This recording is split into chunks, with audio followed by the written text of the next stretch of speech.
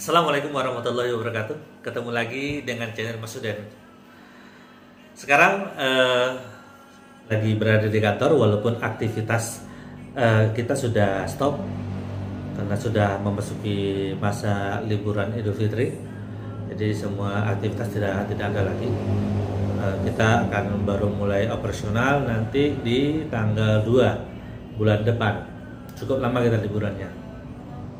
Nah, untuk mengisi waktu luang ini, saya mencoba menulis beberapa ide-ide yang ada di pemikiran yang nanti bisa dituangkan di dalam pengembangan usaha. Jadi banyak yang bertanya, bagaimana awal mulanya bisa mendirikan atau membuat perusahaan di bidang jasa pengiriman. Nah, jadi karena banyak yang bertanya, di sini saya coba untuk berbagi pengalaman.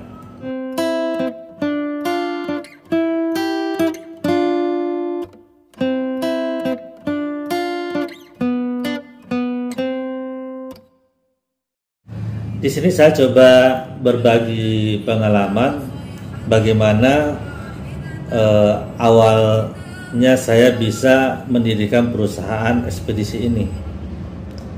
Pada dasarnya saya bisa dikatakan nol besar di dalam dunia ekspedisi. Jadi belum ada pernah gambaran, baik waktu masa kuliah maupun sudah pada saat sudah memulai usaha atau bekerja, itu gambaran bakalan mendirikan usaha ekspedisi ini tidak ada tergambarkan. Jadi pada masa itu, karena posisinya saya itu lagi buntu, dalam arti kata banyak pekerjaan atau bisnis yang saya lakukan mengalami kegagalan.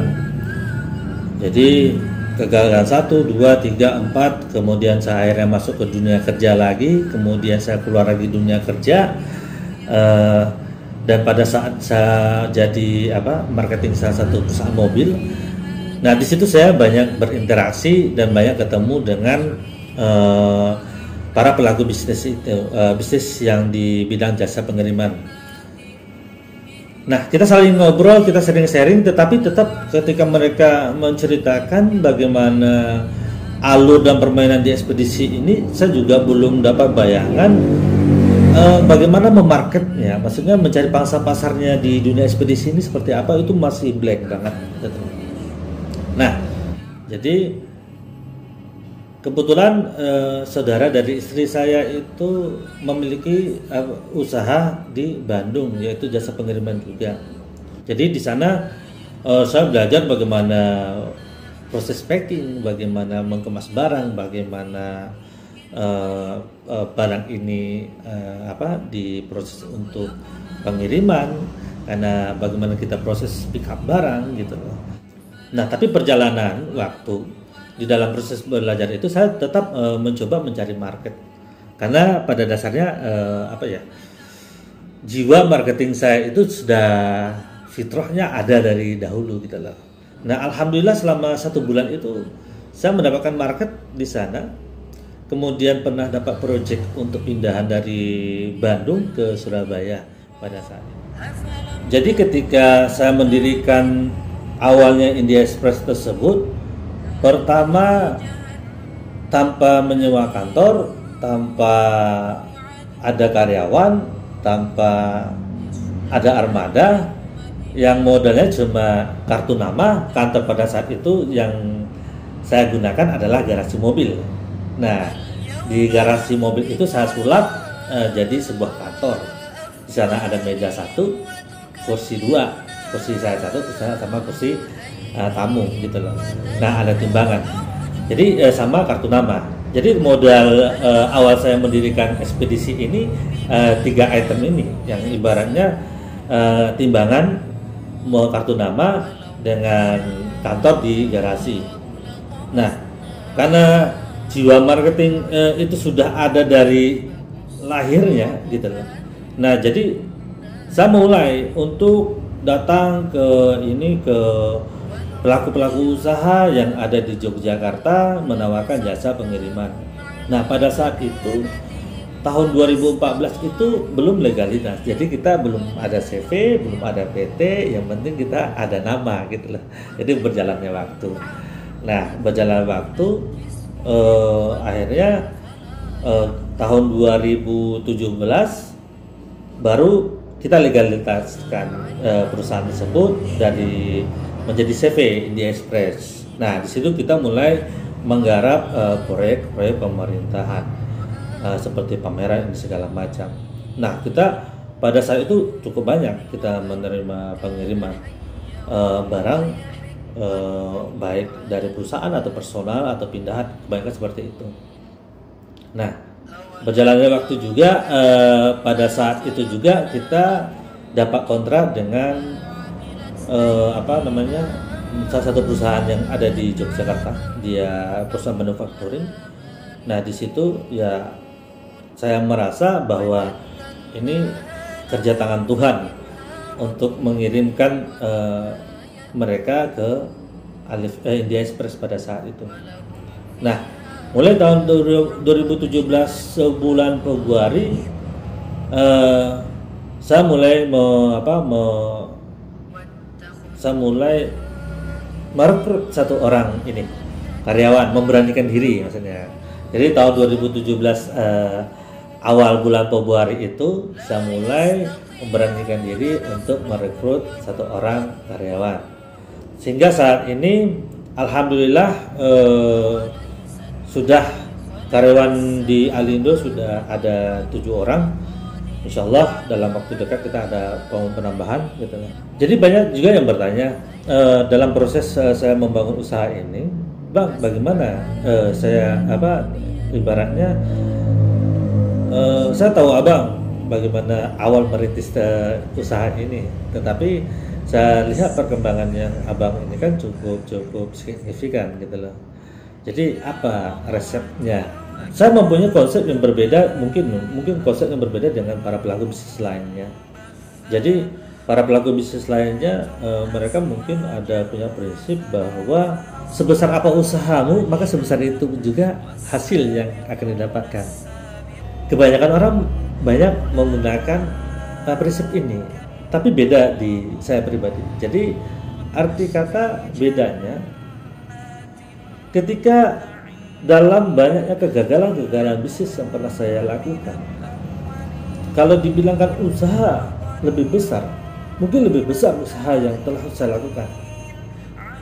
Risiko yang saya ambil juga lumayan besar. Sampai pada masanya dulu saya pernah drop mental karena itu tadi, dalam kegagalan tadi itu cukup lama untuk bisa bangkit. Nah, belajar dari situ, ternyata saya punya kesimpulan bahwa bisnis atau usaha atau kerja yang kita lakukan itu adalah bentuknya syariatnya saja gitu. Jadi sebenarnya poinnya bagaimana kita komunikasi dengan Tuhan itu sendiri di dalam berbisnis. Jadi bukan kitanya yang hebat, tapi Tuhannya yang hebat gitu. Tetapi kan banyak orang yang hanya secara teori yang paham seperti ini, tapi secara implementasi mereka tidak bisa menerapkan. Jadi memang ibaratnya mendahulukan Tuhan, tetapi secara pelaksanaan di lapangan tidak sesuai gitu. Mereka tetap mendahulukan ibaratnya logika mereka berpikir bagaimana di dalam berbisnis tadi. Padahal tidak kalau di saya. Tapi arti kata saya tidak menyalahkan atau membenarkan akan diri saya, cuma ini masalah prinsip di dalam menjalankan bisnis tadi. Saya mengikuti pola bahwa usaha ini hanya sebagai syariat.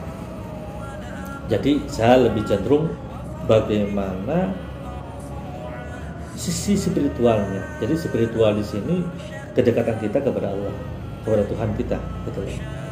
Itu yang saya tekankan. Makanya ketika pandemi corona terjadi seperti ini, alhamdulillah kita masih diberikan Allah Ta'ala nikmat dan rahmatnya, sehingga semua karyawan menikmati hasil yang mereka dapatkan selama ini. Jadi saya punya cita-cita bagaimana kita menyamakan penghasilan mereka, sebenarnya bonus tahunan mereka itu setara dengan perusahaan besar. Alhamdulillah itu tercapai. Nah, kedepannya kita mencoba lagi akan lebih besar. Nah, memang secara di dalam dunia bisnis itu persaingan pasti akan terjadi, dan orang banyak melakukan hal-hal yang kadang-kadang di luar akal logika kita. Dan itu juga kita pernah mengalami seperti itu. Jadi dalam konteks bisnis memang tidak ada ibaratnya pertemanan ini tidak ada. Semuanya akan berbicara soal bisnis. Karena pada satu sisi ketika seseorang sudah mendapatkan tingkatan spiritual di dalam bisnis, maka cara dia menjalankan usaha itu akan berbeda. Jadi tidak ada lagi mindset bagaimana dia mencoba untuk merebut dengan atau mencari itu dengan cara-cara yang di luar norma-norma agama atau di luar norma-norma adat budaya gitu loh. Nah, itu terjadi saat ini. Nah, makanya alhamdulillah dari situ hingga saat ini kita masih diberikan nikmat rahmat dari Allah Ta'ala, sampai masih bisa diberikan kesehatan, hingga artinya kesehatan di dalam bisnis walaupun keadaan sesulit ini, tetapi malah kita bisa meningkatkan kesejahteraan dari karyawan kita. Nah, itu yang menjadi poinnya. Kenapa di konsep yang kita bangun di perusahaan Alindo ini berbeda dengan konsep yang ada di luaran sana. Memang terus terang banyak yang yang sharing-sharing ke kita, tetapi pada dasarnya itu mereka tidak dapat clue-nya gitu loh. Tidak dapat ini gimana nih. Karena masih menggunakan atau mendahulukan sisi dunianya. Jadi itu yang agak repot. Karena di dalam hal ini perlu memang bagaimana kita mengontrol hawa nafsu birahi dan syahwat kita, itu paling penting. Jadi saya banyak mengatakan kalau ke teman-teman itu jangan jaga mata, jaga mulut, jaga telinga.